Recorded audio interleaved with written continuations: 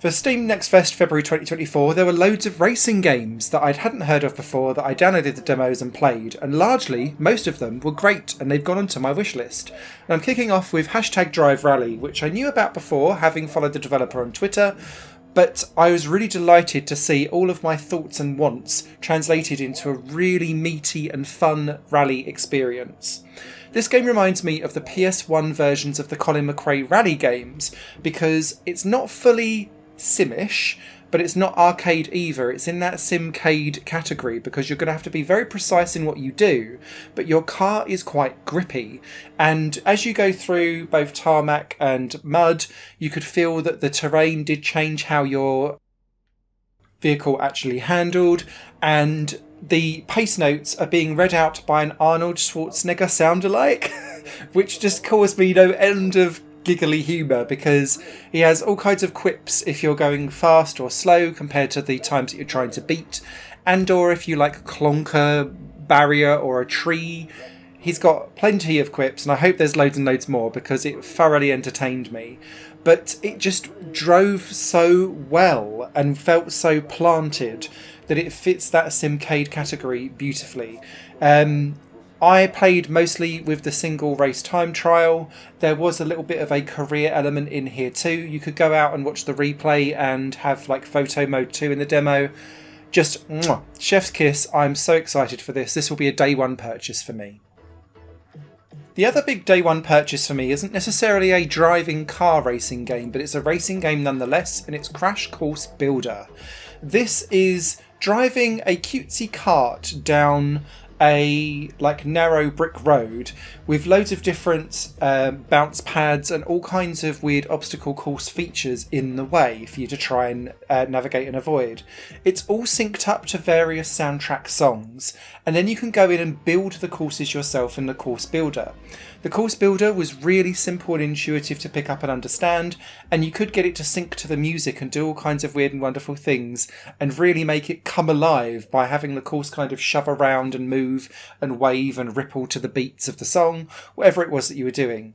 Everything's tied to online leaderboards. There was a whole kind of collection of what people were uploading to. This felt like Little Big Planet course, like a Crash Course Test Dummy, the game, if that makes sense, because you could race, you could build, you could time trial, you could do all kinds of things, add in additional challenges. This feels fantastic, and whilst I appreciate people won't be like, oh, it's not pure car racing, this for me was a racing sensation and is going to be a day one for me too. The next game on this list is pure nostalgia for me because I played these games ad infinitum on my Mega Drive, and it's Top Racer Collection, or Top Gear Collection if you was in the UK in Europe. This game has Top Racer 1, 2, 3000 and Crossroads as a collection together for you to play around with, and it feels really good and fun. I don't recommend any of the CRT filters and all of the different graphical effects. Just bring it an original mode as it is and don't try and muck about with it. And it really does take you back to the Mega Drive era of gaming, where you're still going down like the singular road motorway trying to dodge all of the different cars that are out there. There's 20 on track in a race. There's boosts to be had too. It just felt like everything I remember from 1993, and that was exactly what I wanted. So it ran smoothly, great fun. I'll be picking this up because I unfortunately don't own these games on the Mega Drive. These games I rented. Remember when you used to rent computer games? This is how old I am. And this used to be a perennial re-renter because I didn't have enough money as a kid to buy games. So I used to have a treat where I'd rent one at the weekend, and that was my pocket money. So still very privileged, but obviously couldn't buy anything. And Top Gear and Top Racer Collection scratches that itch for me. Next up is a game that really confused me because I did enjoy it, but I also was quite frustrated, and it's SYNTHALGIA Retro Arcade Racing. And the idea is that it's a bit like Outrun, but it's also about just dodging the traffic and seeing how long you can survive. And that was all well and good, and you have to really dodge in and out of all of the cars, slow down, brake, which is unheard of in these types of games. You really have to thread the eye of a needle through it, and I quite enjoyed that aspect because there was just so much traffic on the road. You really had to pick your moments to shoot through and dive in between the traffic. Where the demo fell down for me, and I don't know if this is just a me thing, is that I kept on running out of fuel and I couldn't work out how to replenish my fuel. So I just ended up kind of going, I really like this game, but something's not quite clicked with me in the instructions or something around the fuel. So it's absolutely staying on my wish list, as are all of the other games in this list so far. But I was just scratching my head going, why can I not refuel this car?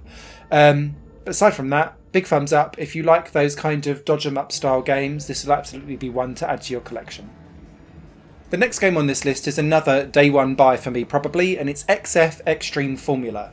There's a couple of F-Zero style clones on this list, and this is my favourite by far because it just allowed you to bomb along at ridiculous speeds. The game could handle it, and I felt like I was an absolute superstar as I was bombing down these tracks. Quite often with F-Zero games, you're left to kind of strafe around and really struggle bouncing off of walls because the tracks are designed to be too technical for the speed of which you're trying to get to. But that wasn't the case really with XF Extreme Formula, easy for me to say, because the tracks were really wide, they were flowing. Yes, there were technical moments in it, but you could like strafe and kind of turn really hard into things and get away with it. The other thing as well that I quite liked with this is that you suck up oxygen through boost pads that you can then use to then charge forward, and you can basically ram other vehicles off of the track. And there's 30 AI opponents in the race with you, and they really do pack race together. So there was a little bit of onrushness to it where you would all go and dive onto the O2 pads, then use that to try and smash other people off the track and get the advantage that way. So there's a little bit of that going on. Not so much power-ups in other ways, shapes and forms, but that O2 mechanic would then in other races not allow you to boost and ram. Instead, if you didn't collect the O2, you would kind of run out and start to lose health because the space kind of zero gravity, no oxygen levels was just sucking away your O2 and therefore your health when you run out of it. So it was a really interesting spin on things. Fantastic demo, really well put together. I felt like I was Speedy Gonzales and I came away from this demo with a massive grin. Another demo that I came away with a massive grin was Marble Champions. Now, I picked up Gel's Marble Runs, and it's really ropey and like rough around the edges, and Marble Champions was giving me everything I wanted Gel's Marble Runs to give. And it had really well put together, interesting obstacle course levels that uses quite a lot of like marble run stationery and paraphernalia to build together tracks. But you'd start off in a bottom league with 25 marbles all kind of running together. Different marbles you'd unlock had different aesthetics but also qualities in terms of speed, acceleration and bounceability. And that's really helpful because as you kind of earn coins through doing different races, you can then unlock better, in theory, marbles. But sometimes going for slower, more steadier marbles can be more helpful when you're kind of flying off the track and slightly out of control from yourself. So it was quite good to kind of pick the marble that you wanted to do for the race that you was going for. As you go up the leagues, though, that would then expand to 50 marbles, and then in the final part of the demo you was with 75 marbles. It looked like there was course editing involved in this too, and you could go into your own bespoke custom leagues. There was daily runs. Everything in this game felt absolutely fantastic and I was having an absolute blast. But I have one comment about this, and it was that the camera is wild. And it's my only drawback on this demo at all, was that sometimes the camera was just like, it was facing backwards. And I was going like, why? Because it tells you to try and follow the camera around with the right analog stick, but it's also course correcting some of it for you. And then you try and correct it and it kind of spins around and you go too far. And it was a bit of a mess. So there's plenty of time for them to sort out the camera in this game. But what's here is absolutely phenomenal. And I think it could be potentially the best marble game that's coming out and that's out there so far, just by the sheer scale and size of it. Next up is Star Racer, and this is another F-Zero style clone. But I had a real problem getting to grips with this game initially, and then something started to click. And it's because this game has, first and foremost, a really, really harsh health system. So remember when I was talking about XF, Extreme Formula, earlier on, where sometimes tracks are designed to be very technical, so if you're bouncing off of walls, these kind of F-Zero and Wipeout clones can be quite frustrating to play.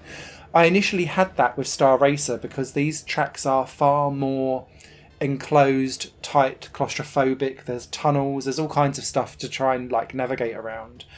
But there's also 20 very aggressive AI opponents that you're trying to battle against, and they collect up these different projectiles that spin around them, so they just trigger that whenever you're pack racing, and then you fly off and get damaged. However, there's also an extra element with Star Racer where you can launch up into the air and actually fly fully like a Star Fox style gliding flying game, and when you're in that you can then fire missiles at your opponents as well. And it was this juxtaposition and switching between the two elements that felt quite difficult for me to get used to. And then after about 15 minutes it just clicked, and all of a sudden I was having great fun. And this went from I'm not sure, I might remove it from my wish list, to a big grin, yes, I've got it and I understand it now. But there's definitely, for new players, going to be a real difficulty curve here for the first 10 to 15 minutes for you to kind of go, aha, and then you'll get it, and then hopefully you'll have great fun. And it's definitely staying on my wish list now. The next game is also an absolute steal, and it's called Gradient Flow. And this is a little bit like a Trackmania style game where you've got loads of different obstacle courses that you're trying to get through for the quickest time. Everything is tied to an online leaderboard, but so are all of the checkpoints, although I didn't feel like they were actually aligning to where I really was in the leaderboard per checkpoint as I went through them. But it's because you are a single wheel, you kind of float around a little bit, and it's all of the different courses have loads of different terrain on. So you'd have like glassy, like polished areas, then it'd be like some muddier areas where you've got more grip but you're going to be slower, tarmac, asphalt, all of this kind of stuff. And it's making sure that you drift in the right places, actually properly brake in some areas, because otherwise you'll just fly off. And there's also a little knack here that you have to be pretty much on the ground as you go through checkpoints. And sometimes the fastest way is to fly over the checkpoints, and it doesn't sometimes register you. And I'm like, meh. But as the difficulty gets more trickier, you start to have jumps included, then you're diving from track to track. I just found this immensely playable in a way that the Trackmania games are, but it had a graceful, flowing, floaty, like serenity to it. It's really odd, because then you start to think, oh no, it's going to be floaty and really imprecise, but it's not.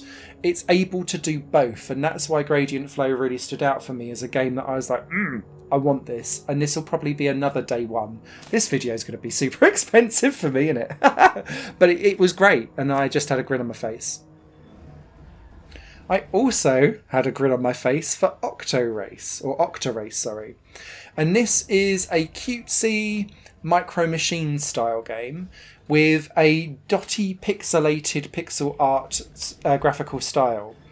Now, there's a few caveats that I have with this game, and it was because when I was playing in the battle mode, where it's the first to like 21 points or however long you kind of want the race to go for, you don't have to stay on the track necessarily. You just have to stay in camera view of the leader, and as long as they're vaguely on the track, you can be okay. So cutting corners was perfectly fine. You can see all these kind of like hues of what I initially thought were checkpoint gates. They're not. You can totally avoid them. They're recharges your power up, and your power up changes depending on the type of race that you're in. So, some of the races allow you to just have like a boost, which allows you to then boost forward and obviously beat out ahead of everyone else. So it incentivizes you to go through those gates. Another one was about getting like a magnet and hooking onto a car in front of you and having it kind of throw you forward. And that was quite cool as well. And I'm assuming with OCTARACE that there's more power-ups as you go further and further into the game in the full version that allows the races to feel much more dynamic. Because A, you're not sure on the tracks that you've got, and there was 9 in the demo and they were fine and well put together. But B, you're not sure what power-up is then being associated with that version of the track. so it keeps you on your toes. I can see this being great for local multiplayer racing. There's time trials as well, which slightly confused me considering the amount of abuse that you can do with track limits. But yeah, I thoroughly enjoyed this. It gave me like proper PS3 style era gaming, and that's not a bad thing at all. Next up is XENO Runners, and this is a jetpack styled racing, like precision racer game, because you are trying to go against time limits and so on and so forth as you go from checkpoint ring to checkpoint ring, but it's as much around that flow and precision with some reverse flight controls there for those of you that play like that, i.e. me, to try and work out how's the best way to navigate all of these different rings. The game goes to great lengths to try and show you the trajectory, but the game also runs really quite fast. So sometimes you're going towards something thinking that you're totally fine, and then you'll smash into a wall, and then you're like, yeah, of course I was lined up to hit the wall. But because you're going at speed, and the way how the tracks are designed is that you're constantly like almost scraping the edge of all of the weird geometric landscapes that you're trying to fly through. It really is that risk versus reward, and whilst I did get into some frustration in the demo because I felt like sometimes I was dying when I didn't feel like I should, I was getting more used to the way how the courses were designed and the way how you could adjust the sensitivity of just how quick you can turn and how tight your turns were with the controls, which started to really help my enjoyment of the game. The longer I played, the better I got, the more fun I was having. So again, it's going to have that initial kind of before you get going. But yeah, very pleasantly surprised with this. I sometimes struggle with these type of jetpack games, but I was really having good fun with this, and it had a good aesthetic vibe in terms of graphics. There was a great soundtrack going on in the background that kept me pumped. And yeah, I was really quite impressed with the way how this was all put together. And again, staying on my wish list, as has every game so far on this list. And I'll be looking to pick this one up as well. The next one might look an absolute state, but I had a blast with this, and it's called Bumpy Grumpy, and it takes me back to my ZX Spectrum days. This is a lane dodging racing game, but the idea is basically to try and get to work on time.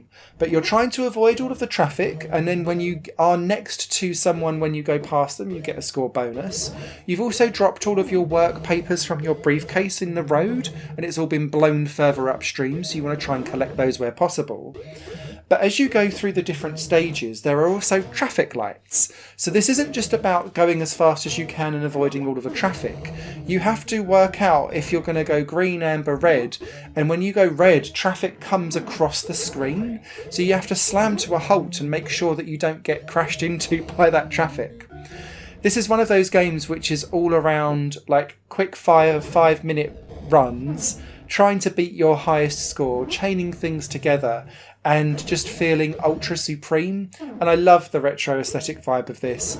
It's such a game that you just kind of go, I adore that people were making this in 2024, and so it gets my absolute 100% support. It's a day one buy, and it just plays supremely well, so big 2 thumbs up from me. The next game on the list isn't technically a racing game where you race and drive, but it's a management racing game, and it's GT Manager 24, and I had no idea this game existed beforehand. And so I'm going to try and, because these types of management games are really difficult to just be like, yeah, it's good, or yeah, it's bad, in like a really quick run through of something. But what I wanted to kind of bring out with GT Manager 24 is that it's all around turning things on and off and dealing with pit stop strategies. I didn't feel like there was tons of things that you could do in the demo where you had tons of say in how your team was running, because it's all card based, and the more you do with things and the more you buy, your cards level up with XP depending on the results that you get on track, which then levels up your drivers, your teams, your facilities, your engineers, your aero, your car, whatever it was. But it was all tied to the turning on and off of your engine and going up and down 3 different speeds. And whenever you're going fast, your tyre wear decreases quickly, but your engine wear just drops like a stone. And so if you don't kind of pace yourself back and forth between the 3 different kind of levels of speed, your engine will just blow up after 3 laps. And the races in the demo were all 7-lap sprints, which is fine. But it then meant that you would either do like soft, hard, or hard, soft, or soft, soft, soft, or whatever it was in the pit stop strategy. When you come into the pits, it totally repaired your engine. So it felt like you could just get away with sprinting around and winning that way. So I had fun with it. It does feel very much like it was built maybe for mobile first because of the way how all of the card system works with this. But it was great to see real life drivers, real life teams, real life circuits. Even if they aren't actually real life circuits depicted in the right way, the layouts somewhat are, if that makes sense. And the locations are. So there was like Bahrain, Dubai, Malaysia, all there. And I think there's good promise here, but I would say it's not going to be nearly as involved as, say, Motorsport Manager was. But I feel like it's on par, if not a step up, potentially, from your F1 managers, if that makes sense. So it's a really difficult one to kind of pitch exactly where you think this might be. I did have fun with it, though, and I think that's the main thing. OUTRUNNER Neon Knights is the next game on this list, and it's very difficult to get to a good understanding about how this game works, because it's essentially Tron, the game. And the idea is that you have cars that leaves a neon streak behind wherever you go as you go into the arena, and there's you and multiple other players all trying to basically box in other drivers so that they smash into your laser beam and you score a point. My problem with this game specifically is that local multiplayer seemed to be 2 players only, and that's not enough to really warrant lots of good strategy, because eventually someone just gets boxed in eventually, and because the cars are quite slow in the way how they move, it felt not quite as exciting as I thought it would be. I wasn't able to get any of the online matchmaking at the time when I was playing the demo, which is just unfortunate. But I could see this game working really well if you've got 4 to 8 players playing together. I think anything less than that, and particularly as there was no bots in the demo, I don't know if they're coming in the full game or not. This feels like a game that has potential, but it's not quite there just yet for me. And whilst it is staying on my wish list, as is everything else on this list so far, it's one of those ones where I'll just be watching with keen interest to see what the end product brings to give it more wow and pizzazz. Because at the moment there are other games that do this type of thing better, more succinctly, and quicker, and gives like more excitement for its buck. The next 4 games on this video are all games that I played the demo of but didn't keep them on my wish list. That doesn't necessarily mean that they're quote unquote bad games, they just didn't gel for me. And the first 2 of these are trials based games.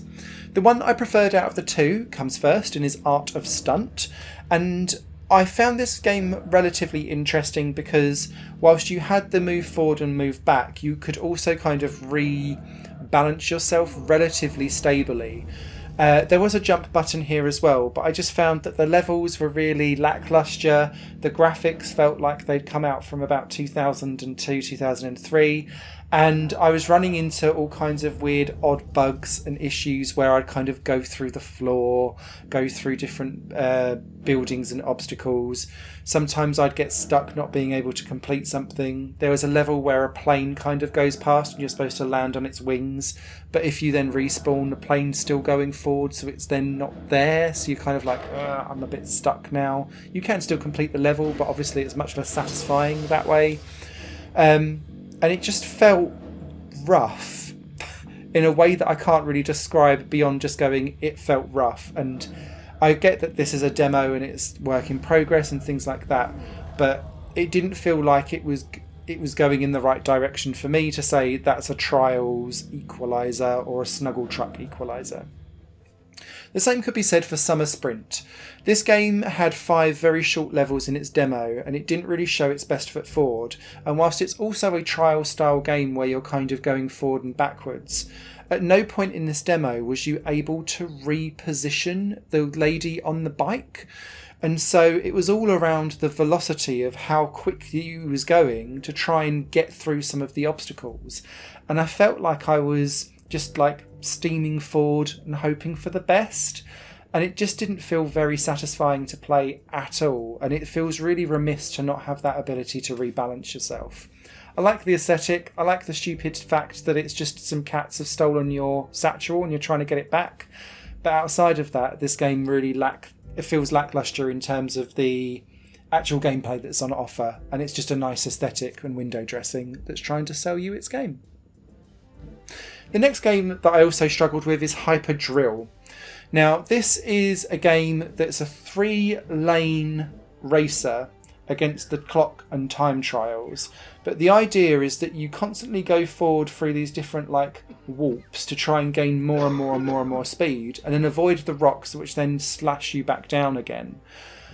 I found that the level design in this was really frustrating, and it would make you go really, really fast, and then it would hit you in this weird little freeze moment where you'd wait for your speed to go all the way back to 0, and then it would start you back off again. And at no point did it ever feel like I was truly in control of what I was doing, nor did I feel satisfied and left satisfied long enough at high speed to feel like I was doing twitch reflexes. If you think of games like Thumper, for example, where you're bombing down like a toboggan track at speed, yes, things are visceral, yes, things are coming towards you at a rate of knots, but things are visually telegraphed in a way that allows you to react and do things correctly. And in Hyper Drill, it didn't feel like that at all. I just felt like I was running in from crisis to crisis to crisis, not really enjoying myself. And so I didn't really enjoy my experience with it, and that's why it's not in my wish list. The last game on this list is probably suffering from the fact that it billed itself as a racer, and I don't think it is. It's called Starship Coaster, and the idea is that you play as this rocket that goes and uses the gravitational pull of planets to slingshot around their orbit to collect various different power-ups to score points. Each level is given a time trial limit for you to try and collect as many points as possible. And yes, it is kind of a racy, drivey type thing because it's you against the clock, but it's you basically lassoing yourself around constantly, and you get into a zen trance with it, and that was quite satisfying for a very short period of time before I kind of went, is that it? There is a second mode that was available in the demo where it was survival mode, but I found this intensely difficult and way too harsh for its own good, because there's this void hex thing that chases you around, that as soon as you go slow or you're trying to avoid all of the different barriers that you need to try and slalom your way through, despite the fact that it's moving too fast for you and the controls are too finicky to kind of get it right, I just found that it was just being way too harsh, and you need to have survived 1 minute 30 to get the first star, and I could do about 20 seconds. So I was like, something's not gelling here. I had much more fun with the other mode where I was trying to collect stuff because I could get a few stars with that. But yeah, I kind of came away from it going, interesting idea, but I'm not sure what you're doing with it in order for me to come back and feel engaged and engrossed in this game for a long period of time. So it's removed from my wish list. I do think there's something potentially very decent here maybe in the future, but it was a demo that didn't sell the game particularly well.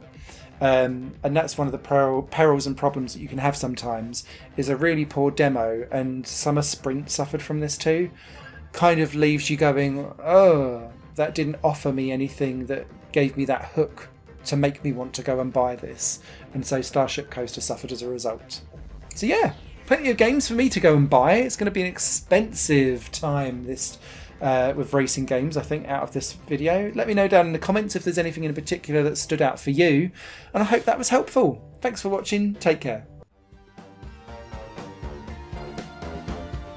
Higher Plane Games is part of the Higher Plane Network, a completely independent media outlet supported by people like you. The goal is to create the best possible content that cultivates a richer indie scene for games as well as music and entertainment. To find out more and to get involved, visit patreon.com/higherplane-network. Your support makes all the difference, and in return you'll gain access to bonus content and downloads. Thank you for watching.